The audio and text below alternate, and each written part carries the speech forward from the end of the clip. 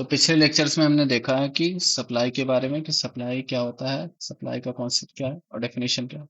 इसमें हम देखेंगे डिटर्मिनेंट्स ऑफ सप्लाई क्या है। तो पहला डिटर्मिनेंट्स क्या है?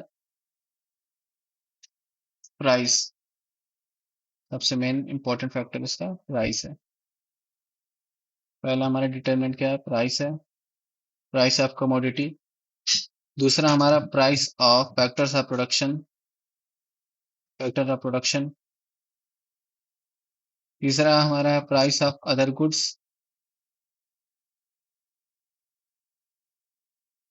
चौथा हमारा है स्टेट ऑफ टेक्नोलॉजी, टेक्नोलॉजी। और पांचवा है गोल्स ऑफ प्रोड्यूसर और उसके बाद अदर्स।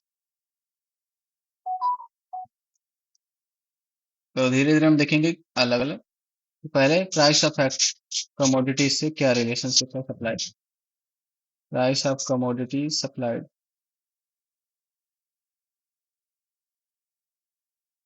तो जैसे जैसे हमारा प्राइस बढ़ता है तो प्रोड्यूसर क्या चाहता है? अपना प्रॉफिट मैक्सिमाइज करने के लिए अपना प्रोडक्शन भी बढ़ा लेता है, जिससे हमारा जो सप्लाई होता है वो भी बढ़ जाती है। और प्राइस और सप्लाई का डायरेक्ट रिलेशनशिप है, डायरेक्ट रिलेशनशिप। और इसी को हम लॉ ऑफ सप्लाई भी कहते हैं, जो कि हम आगे के लेक्चर्स में देखेंगे।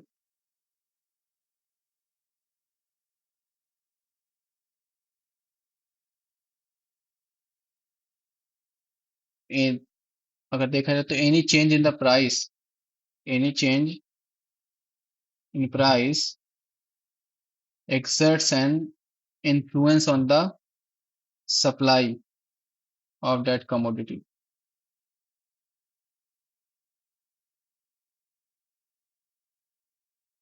Higher the price, higher the production, yes, profit।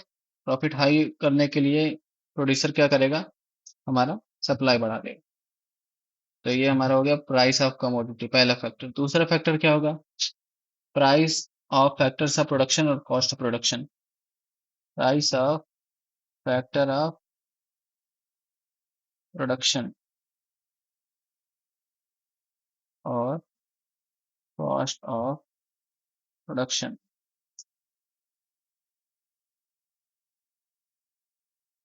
जैसे जैसे हमारा जो प्रोडक्शन कॉस्ट अगर बढ़ता है, प्रोडक्शन कॉस्ट अगर बढ़ेगा, प्रोडक्शन कॉस्ट अगर बढ़ता है तो सप्लायर जो मतलब कि जो प्रोड्यूसर होगा वो कम अपना इन्वेस्टमेंट करना चाहेगा और कम अपना क्या प्रोडक्शन करना चाहेगा।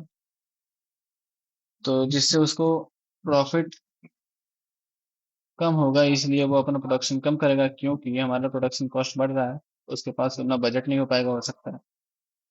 तो वो क्या करेगा? सप्लाई अपना कम कर देगा। तो क्या कहेंगे? Rise in cost of production, in cost of production of a commodity discourages the production or supply of that commodity।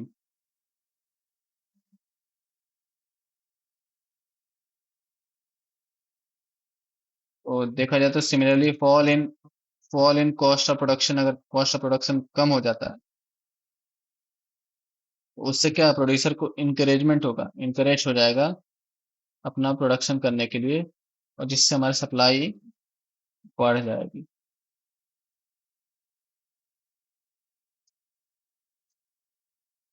तो कोई भी factors of production, land, labour, capital में कोई भी अगर चेंजेस होते हैं या अगर बढ़ता है तो उससे वो सप्लाई पे इम्पैक्ट बहुत पड़ता है। ठीक है। For example fall in price of land, price of land अगर कम हो जा रहा है तो उससे will have a larger effect on cost of production. उसका इफेक्ट ज्यादा किस पे होगा? एग्रीकल्चरल प्रोडक्ट पे, एग्रीकल्चरल प्रोडक्ट पे। और अगर देखा जाए तो अगर उसका उस पे किसका असर नहीं करेगा, टेलीविजन वाले प्रोडक्ट्स, क्योंकि क्या करेंगे, जो प्रोड्यूसर होते हैं, जब एक फैक्टर्स ऑफ प्रोडक्शन में कुछ बढ़ता है चीजें, तो वो दूसरे कमोडिटी पे शिफ्ट होना चाहते हैं ताकि उन्हें प्रॉफिट ज्यादा मिल सके। तीसरा हमारा आएगा prices of other goods.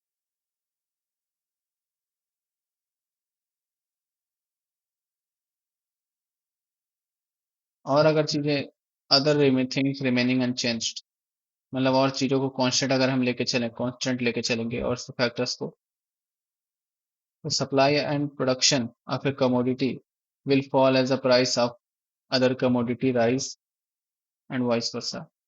Means कि प्राइस अगर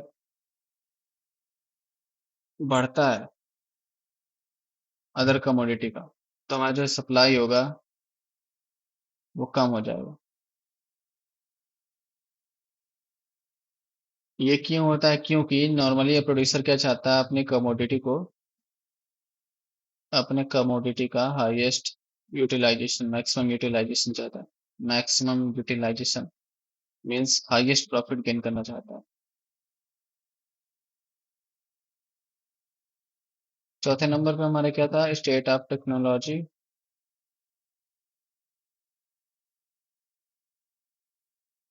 अगर टेक्नोलॉजी काम को आसान कर देगी तो प्रोडक्शन में आसानी होगा, और अगर टेक्नोलॉजी हटा दी जाएगी तो प्रोडक्शन में वो आसानी नहीं होगा। अगर टेक्नोलॉजी अच्छी हो गई, वो क्या होगा, प्रोडक्शन को लोअर कॉस्ट में कर सकता है। जो अगर लोअर कॉस्ट में हो जाएगा तो कॉस्ट ऑफ प्रोडक्शन कम हो गया, कॉस्ट ऑफ प्रोडक्शन हो गया तो हमारा सप्लाई बढ़ जाएगा। और अगर यही उल्टा कर दे, टेक्नोलॉजी कुछ चीजें खराब कर दें, अगर स्लो कर दे प्रोसेस, तो सप्लाई भी अपने आप स्लो हो जाएगी। और ऐसे सेम है कि इंक्रीज इन द नॉलेज, अगर नॉलेज भी किसी चीज का बढ़ रहा है, तो उससे क्या होगा, हमारे जो प्रोडक्शन के तरीके हैं उसमें हम ज़्यादा जानकारी लेंगे, और उसमें हम जो कॉस्ट होगा हमारा वो कम हो जाएगा, और उससे हमारी large variety of new products बन जाएंगे, तो जिससे क्या होगा कि हमारी सप्लाई बढ़ गया। पांचवा हमारा क्या था, गोल्स, इसके प्रोड्यूसर के, goals of a producer, the objective with which the producer undertakes production influence करता है सप्लाई ऑफ कमोडिटी को।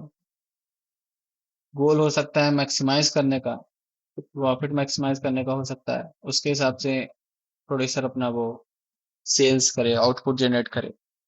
और हो सकता है वो मैक्सिमाइज कर सकता है शॉर्ट रन में, अपना मार्केट गेन करना चाहता है तो कुछ और वो चीजें कर सकता है, और अगर लॉन्ग रन में करना चाहता है तो कुछ और चीजें वो सोचेगा, उसके हिसाब से वो डिसाइड करेगा कि कितनी प्रोडक्शन करनी। और लास्ट फैक्टर है अदर फैक्टर्स, जिसमें हमारे गवर्नमेंट पॉलिसी आ गई,